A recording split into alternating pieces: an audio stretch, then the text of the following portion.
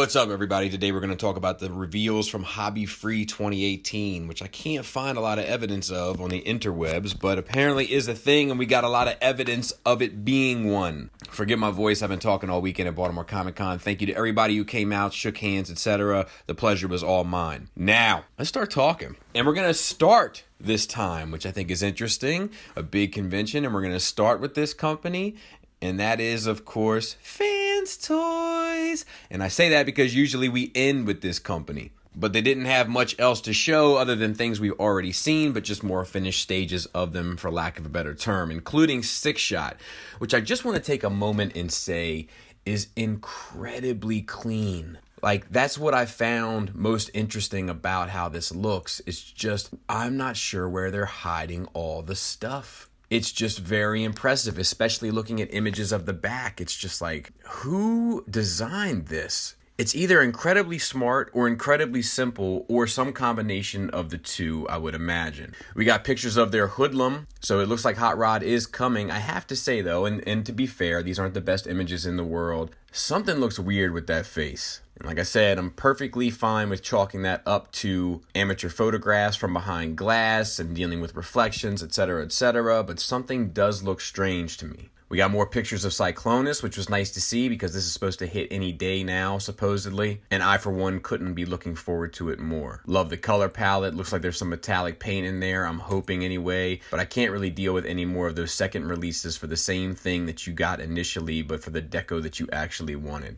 You follow me? Let's move on to Toy World. This yellow Devi with the weathering paint looks amazing. It doesn't really have a place in my collection, but for those people that are into this sort of deco, I think they really took time, energy, and effort with it. It just looks absolutely phenomenal. Now, conversely, we got these things and these things, which made me feel like Shuri in Black Panther and say, what are those? The one thing looks like a Land Raider from 40K, but I get that they're like these vintage, like World War II era vehicles, but I just don't know what the angle is here. It seems like we've seen companies start to go this route a little bit with these sort of original designs, I'm guessing, and I could be wrong about that. I'm far from a general robot expert, but we saw Bad Cube kind of take a similar approach recently with something more so original. And while we're on the subject of Toy World, we might as well talk about this Zeta Superion. Now, they showed the bots as well, and they look good, but they're going to be too big for me.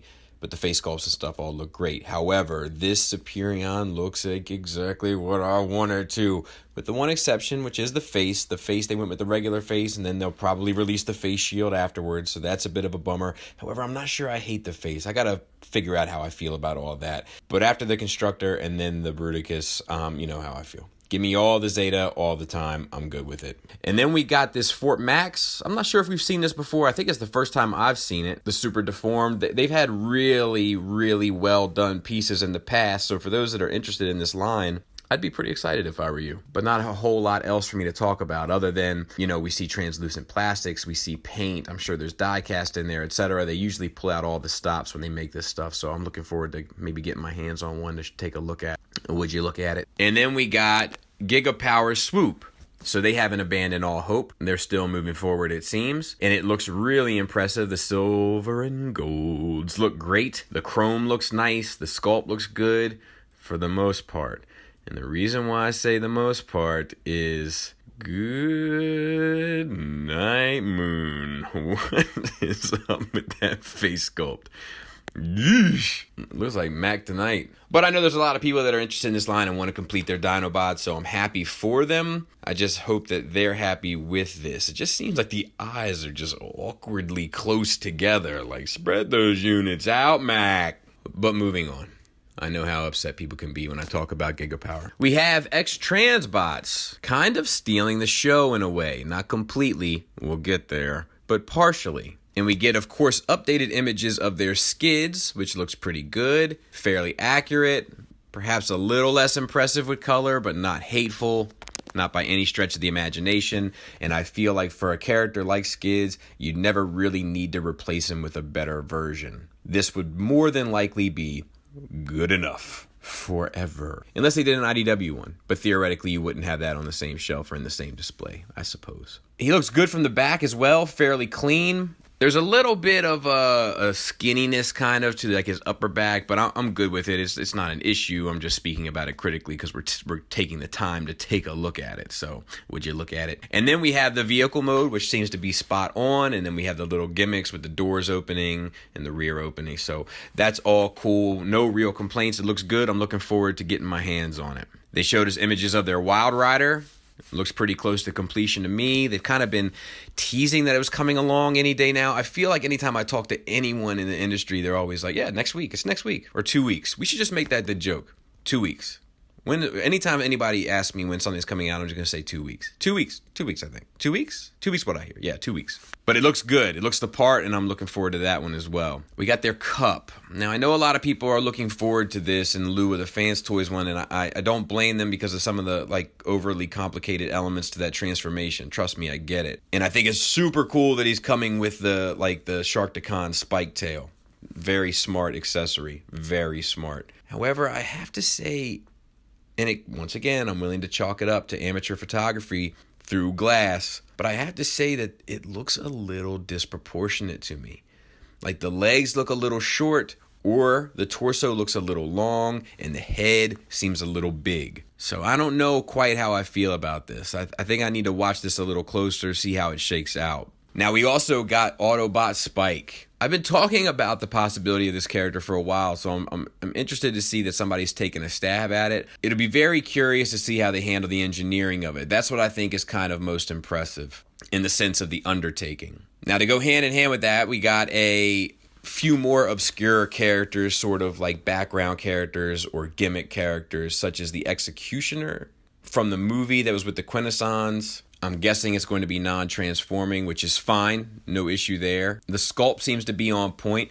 It's nice for those that missed out on the Impossible Toys Quintessons because those go for an arm and a leg now. So that's cool. I'm not sure where my interest level is with this, though, but we're going to circle back to that. Give me a minute. And then we got an Alita 1, which looks really good, and I probably will have to get this. I'm not sure how or where to display it, but I'm very interested in this, and I imagine it's going to transform as well, so that's a very unique approach. And I think it's telling, we've been talking about the well drying up, and now we're seeing like super obscure characters. My only issue with all this stuff is there's still a lot of other characters I would have rather seen that played a little bit more of an integral part to our childhoods and to the show and to the toy lines that I think are itches still worth scratching. But when we're not seeing that and we're seeing stuff like Autobot Spike, it does make me a little concerned and a little bit along the lines of like, man, what a waste of time, energy, and effort. Not in the sense that we're finally getting it, because that's cool, but just that we're getting it now as opposed to kind of after everything has been checked off. But maybe that's just me being an entitled, spoiled Transformers fan, which I'm willing to accept. And then to close out, we get a new company by the name of Final Victory. And they revealed prototypes of 3 mini-bots, Brawn,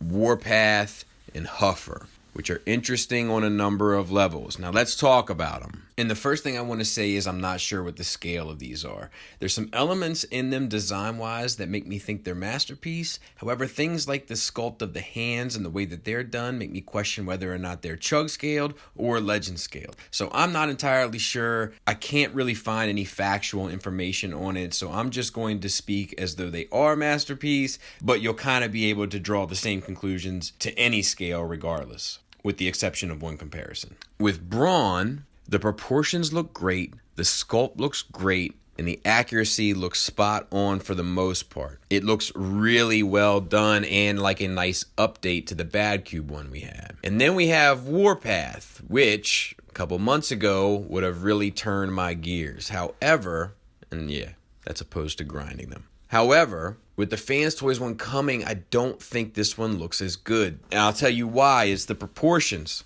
Once again, rearing their ugly head. The torso looks a little bit long to me. Something looks wrong between the shoulders and the pelvis, just in terms of how it's laid out. Maybe the legs are too short, maybe the torso's too long. I can't quite put my finger or eye on it, but something seems off to me. But it does look good. It just seems as though we have a better option, at least in visuals. But we haven't seen them. This is a new company. It has a whole blank slate worth of reputation to make. So if it's really well built or really well painted, there's a ton of room for it to come in and make a lot of noise, which is exciting. And lastly, we have the Huffer, which looks good. It looks promising. A couple things I need to talk about, though. One that I find positive, and then another one. The positive element is I like how the helmet sits a little distance off from the face. Like, it doesn't seem like it's one piece. It feels like something he would wear over top to protect his head. Not the most G1 cartoon accurate thing in the world, but a very cool approach, a more realistic approach to that concept, which is what gets me going. The realistic approach to G1 while staying true to the spirit of the cartoon. And I dig that a lot. It makes him look menacing. It makes him look intimidating to a character that always acted intimidating, but never really was intimidating. So I dig that an awful lot. Now, to go with that, I have one thing that I'm mindful of when I'm looking at this, and that is looking at the figure from the back. It looks like the knees bend forward a great distance. Now, sometimes this can be cool because it can give you a very heroic stance like you see him standing in. But if the knees aren't built well, if there's too much weight up top and the ratchets aren't well done, this is what causes a floppy figure. I've seen it many times, and this one would be no exception unless it's really well put together, really well built, really well designed. But it's a little too soon to tell. And like I said before, the reputation here is a complete blank slate. So there's a lot of potential for this company to come in and make a major dent, especially during a time when a lot of third parties are falling off of the G1.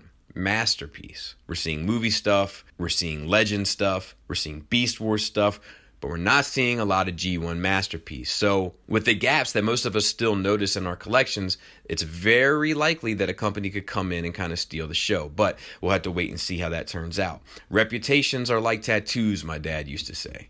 Really easy to get, really hard to get rid of, good or bad. Thanks for listening. Thanks for watching. Until next time, take care.